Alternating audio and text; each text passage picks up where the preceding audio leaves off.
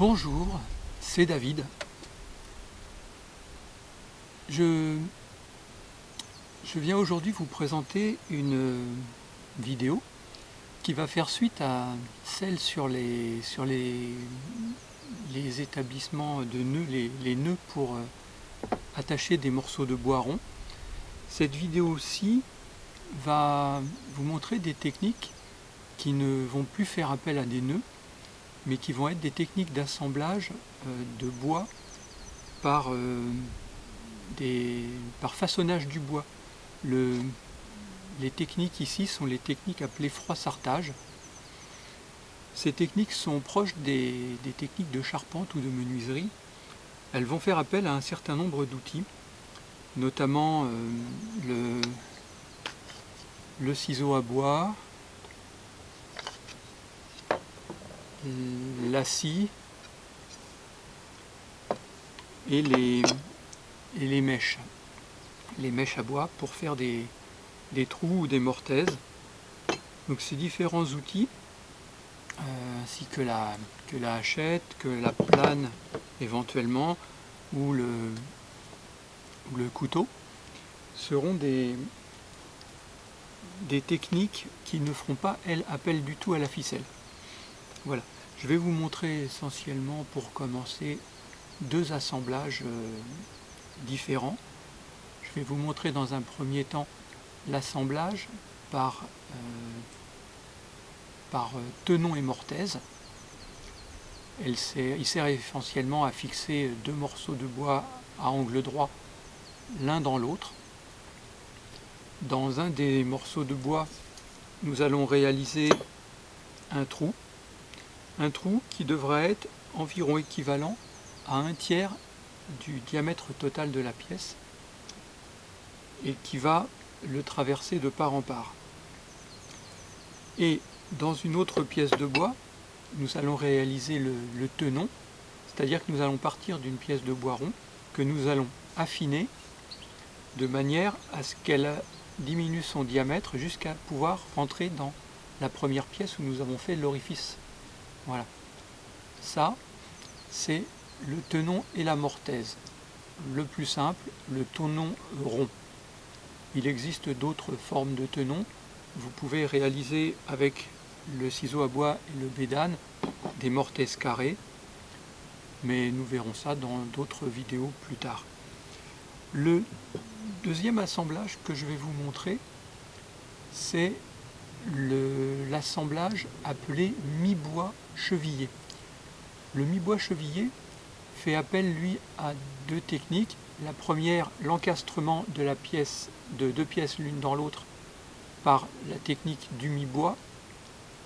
Donc nous allons découper dans notre morceau de bois une entaille de la moitié du diamètre de la pièce et équivalente à la largeur de l'autre pièce que nous allons fixer dessus.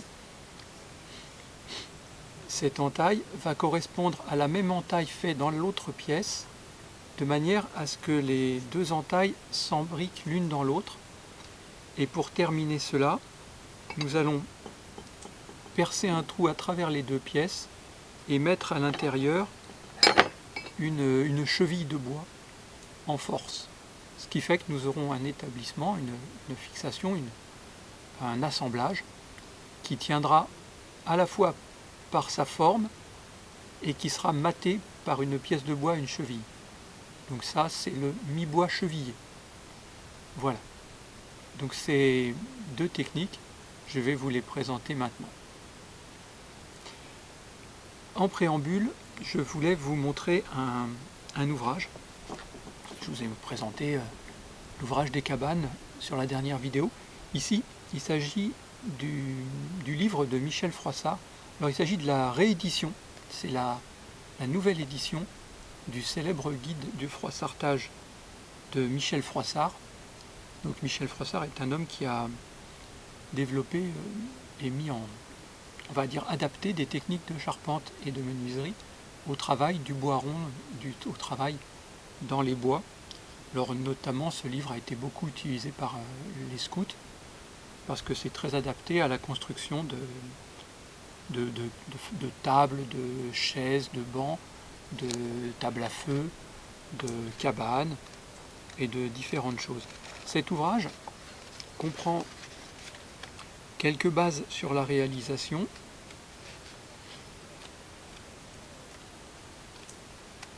il comprend un chapitre sur l'entretien des outils, il comprend des chapitres très complets sur les techniques demi-bois, demi-bois chevillé, vous voyez, sur la technique des tenons, les différents tenons, donc c'est un peu ce que je viens de vous expliquer, et puis des tas d'autres assemblages de plus en plus complexes.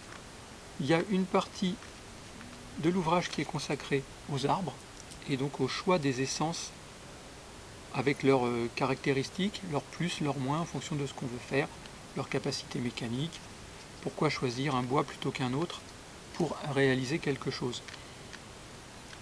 Et puis vous avez toute une partie de l'ouvrage qui va être consacrée un peu plus à de la vannerie, à des travaux de vannerie sauvage. Donc ça c'est une partie qui est propre à la nouvelle édition. L'ancienne édition ne comprenait pas la partie vannerie. La fabrication d'outils, vous voyez, un fléau, un râteau,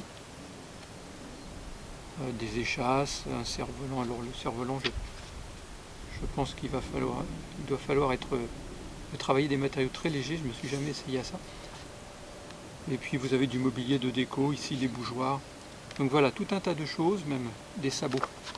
Donc le travail du bois, proche des techniques que l'on emploie en bushcraft, ou dans le mouvement du scoutisme. Voilà. Vous avez un chapitre sur l'entretien des outils, le choix des outils, leurs différents outils avec la façon de les utiliser. Donc vraiment un livre très très complet, très très bien fait sur le travail du bois et la construction en plein air. Donc voici le Froissartage de Michel Froissart aux éditions du CNPF. Donc le CNPF, c'est le Comité national des propriétaires forestiers. Bien sûr, je mettrai les liens de l'ouvrage en dessous de la vidéo. Bien, je vais maintenant vous montrer comment réaliser deux assemblages en bois rond avec quelques outils. A tout de suite. Dans la réalisation de l'assemblage par tenon et mortaise, la première partie de l'assemblage va être la réalisation de la mortaise. Il y a quelques règles à respecter quand on réalise une mortaise. La première règle, c'est une question de proportion. Il ne faut pas utiliser pour faire la mortaise une mèche qui excède 1/3 du diamètre de la pièce de bois. Il faut donc s'adapter une pièce de bois de 6 cm, une mèche de 2 cm. Ça, c'est la première règle. La deuxième règle, c'est la distance à laquelle on va se placer du bord. Si on est en bout d'une pièce de bois, au moins 2 fois le diamètre de la mèche, parce que si on se met trop au bord, on a beaucoup de risques d'éclatement de la pièce au moment où on va mettre la mortaise en place. Et ensuite, eh bien, il suffit de percer bien dans l'axe et bien dans le milieu. Alors plus la mèche est affûtée et plus c'est facile de réaliser un trou.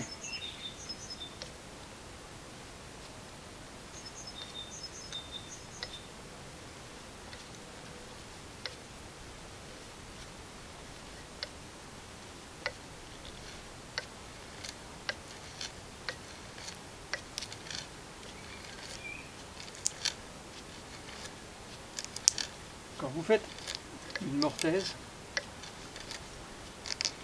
prenez soin de toujours placer un morceau de bois en dessous de la pièce que vous percez, de façon à ce que votre mèche ne finisse pas dans la terre à la fin. Ce serait regrettable et ça la désaffûterait grandement.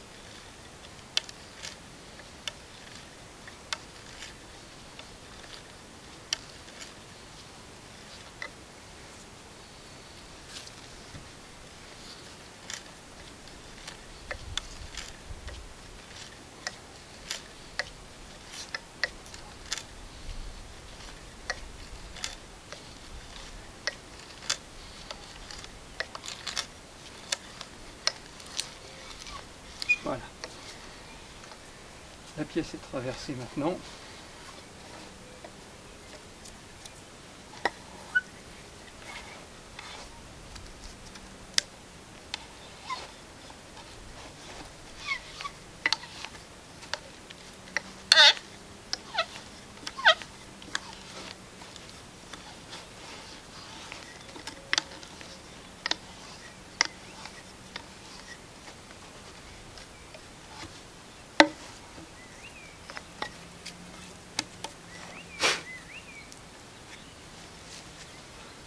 Voilà, la mortaise est réalisée. Ensuite, nous allons devoir réaliser le tenon qui va venir dans cette mortaise. Le tenon, nous allons le faire dans cette pièce d'acacia que je vais raccourcir un peu pour les besoins de l'opération.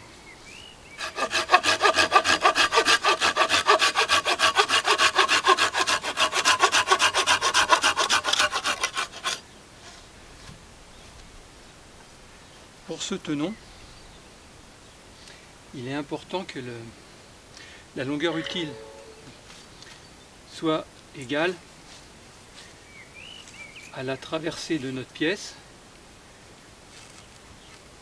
mais il ne faut pas commencer trop près, il faut commencer bien en amont, parce que nous allons faire une pièce qui va être légèrement conique, de manière à ce qu'elle s'insère bien jusqu'au bout. Il faut qu'elle dépasse un petit peu de l'autre côté. Je vous montrerai pourquoi tout à l'heure. Et il ne faut surtout pas qu'elle soit trop fragile au départ. Donc il n'est pas question de partir à angle droit, mais bien d'amincir vers la pointe. Cela se fait avec la hachette. On tient notre pièce de bois légèrement à l'angle. On attaque assez haut et on affine.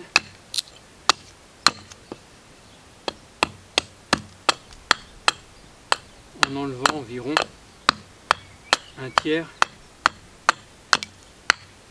de chaque côté de son diamètre pour finir à une pièce qui aura au définitif le diamètre de la mèche que l'on a choisie.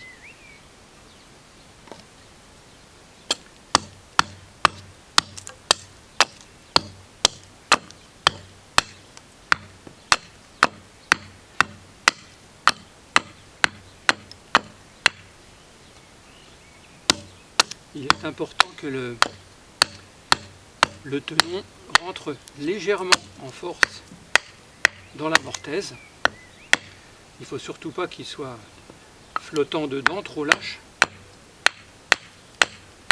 Il ne faut pas non plus qu'il force de trop pour ne pas fendre la pièce de bois.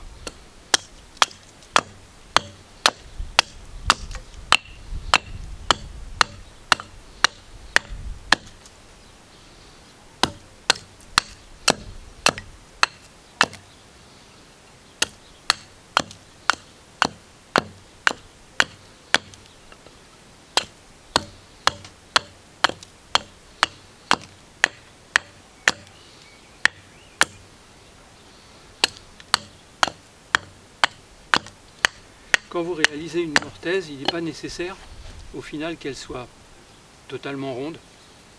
Si elle est légèrement octogonale, c'est très très bien.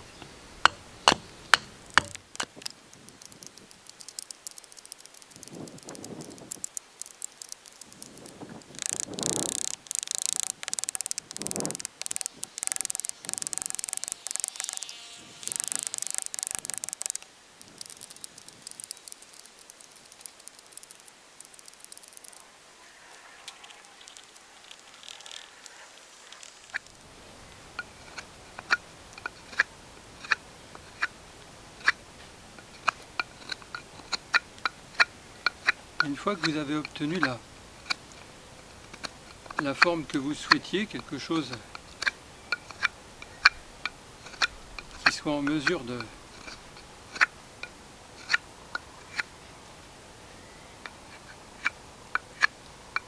de tenir, vous allez mettre en place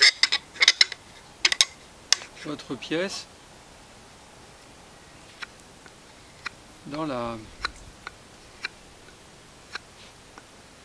la mortaise.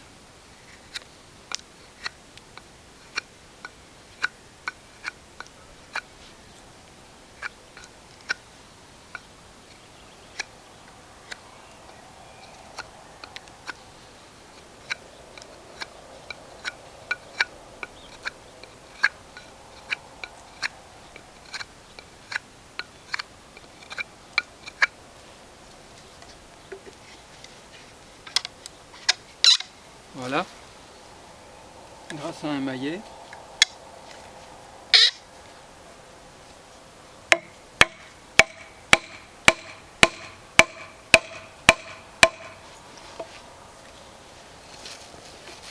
Et vous allez la faire traverser. Une fois que c'est fait et que l'assemblage ne bouge plus, vous allez prendre une scie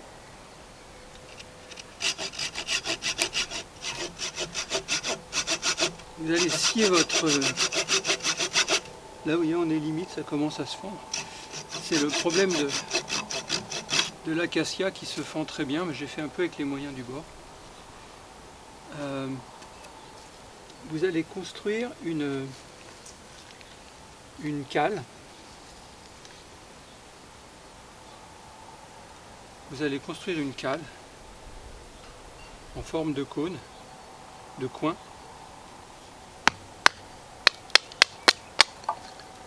Et cette cale va vous servir de coin à l'intérieur du tenon, de manière à ce que la cale vienne forcer sur le tenon et l'écarte un peu à l'extérieur, de manière à ce que vous n'ayez pas de possibilité d'échappatoire de votre tenon. Donc vous construisez un petit coin comme ça. Alors il est primordial, quand vous allez faire ça, que votre coin soit à 90 degrés de l'axe de votre brin principal, sans quoi forcément vous le fendriez. Et vous faites ça, vous enfoncez votre coin à l'intérieur de votre tenon, et une fois qu'il est en place, vous arasez à la scie.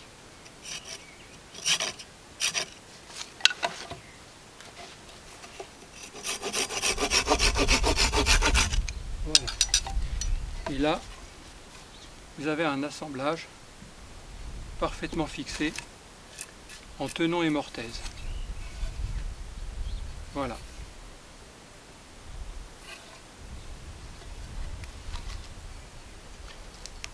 Dans la prochaine vidéo, je vous montrerai comment réaliser un assemblage par mi-bois chevillé.